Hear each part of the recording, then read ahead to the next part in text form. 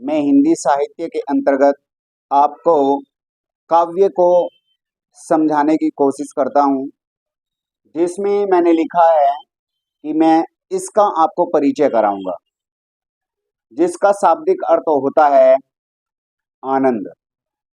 जैसे आप किसी भी फल का रस पीने के बाद आपकी जीवा को जिस स्वाद के कारण आनंद की अनुभूति होती है,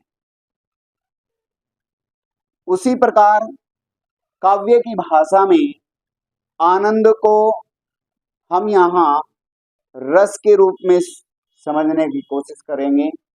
काव्य को पढ़ने, सुनने और नाटक को देखने से पाठक श्रोता को जिस आनंद की अनुभूति करा देता है, काव्य को पढ़ने से और सुनने से तथा नाटक को देखने से, उसे समझने से जिस आनंद की अनुभूति करा देता है, वही आनंद रस कहलाता है। फोर्थ लाइन में लिखा है कि काव्य की आत्मा रस को ही कहा जाता है, अर्थात ये एक काव्य का प्राण तत्व है जो उसे सजीव बनाए रखता है, उसे सरस बनाए रखता है। काव्य को पढ़ने में, सुनने में और उसे समझने में जो पाठक गण होते हैं रुचि लेते हैं, वो इसी के कारण लेते हैं, उस रस तत्व के कारण ही लेते हैं जो हमें संस्कृत की धातु श्रेय से संबंध इसमें दर्शाया गया, जिसका अर्थ है बहते जाना। किसी काव्य को सुनने में, उसके आनंद में, उसके आनंद लोक में श्रोतागण बहते चले जाते हैं, सुनने वाले उसमें भाव विभोर हो जाते हैं, पढ़ने वाले उसे आत्मसात करते चले जाते हैं, देखने वाले उसमें मंत्र मुग्ध होते चले जाते हैं।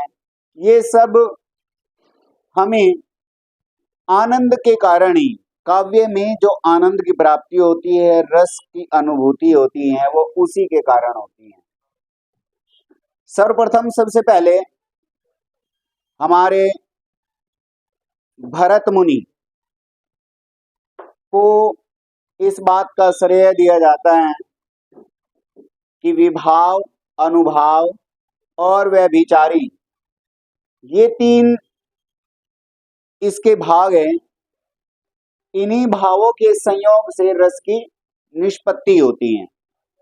एक शब्द मैं बार बार बोल रहा हूं, निष्पत्ति, जबकि यहाँ पर आप ये भी समझ सकते हैं कि उत्पत्ति। उत्पत्ति होता है कि वो चीज आप उसे उत्पन्न करते हैं, निष्पत्ति मीन्स उसे निकालते हैं। वो आपके हृदय में, आपके अंतर्मन में पहले से ही स्थायी रूप से रहता है, और जैसे ही उसे कोई आधार, आलंबन, विभाव, अनुभाव उसे स्पर्श करते हैं, तब वह भाव मन से बाहर उजागर होता है। और 3 से 4 ये व्यभिचारी भाव, जिन्हें संचारी भाव कहते हैं, उनके मिलने से एक रस को पुष्ट करते हुए उसे बाहर निकाल देते हैं, और उसी एक पुष्ट संचारी भाव के नाम को ही हम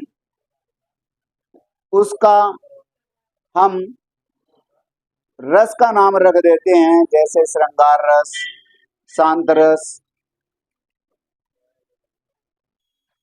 रस का सर्वप्रथम प्रयोग एक उपनिषद है, जिसमें मैंने लिखा है तैत्तिरीय उपनिषद। उसमें सबसे पहले रस की प्रयोग के बारे में समझा जाता है, और हमारे दूसरे आचार्य विश्वनाथ, उन्होंने इसके बारे में कहा कि रसात्मक वाक्य ही हमें काव्य की परिभाषा बताता है, काव्य कहलाता है। अर्थात ऐसा वाक्य है जो रस से भरा हुआ हो, वही काव्य कहलाएगा। जैसे कविताओं की पंक्तियां, हमारे छंद, हमारे मुक्तक छंद, ये सब रसात्मक वाक्य ही काव्य कहे जाएंगे। और साहित्य दर्पण ग्रंथ में इसे इस प्रकार से उल्लेख किया गया है कि वाक्यम रसात्मक काव्यम, अर्थात रसात्मक वाक्य ही काव्य कहलाता है। ये साहित्य दर्पण जैसे ग्रंथ में हमें इसका उल्लेख मिलता है। आचार्य भवभूति के अनुसार उन्होंने केवल करुण रस को ही एक रस माना, अन्य को नहीं। और आचार्य रामचंद्र शुक्ल जी के अनुसार आत्मा की जो मुक्त अवस्था होती है, आत्मा जब बिल्कुल मुक्त हो जाती है, अर्थात वो इन सांसारिक मोहमाया के बंधनों से मुक्त होकर के उसे सच और वास्तविकता का ज्ञान हो जाता है, तब वह उसकी मुक्त अवस्था ही, आत्मा की मुक्त अवस्था ही ज्ञान दशा कहलाती है। और जब हृदय चिंताओं से मुक्त होकर के